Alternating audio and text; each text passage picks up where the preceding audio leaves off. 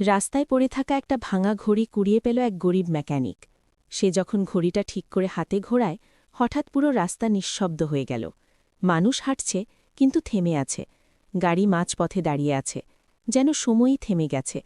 মেকানিকটা বুঝতে পারল, এই ঘড়ি কয়েক সেকেন্ডের জন্য সময় থামাতে পারে। এরপর থেকে সে যখনই বিপদ দেখে, যেমন একটা বাচ্চা রাস্তা পার হতে গিয়ে গাড়ির সামনে পড়ে, সে চুপচাপ ঘড়িটা ঘোরায়, সময় থামে, আর সে গিয়ে বাচ্চাটাকে সরিয়ে দেয়।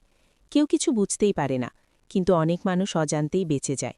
শহরের মানুষ ধীরে ধীরে বলতে শুরু করে, এই শহরে যেন কেউ অদৃশ্যভাবে মানুষ বাঁচায়।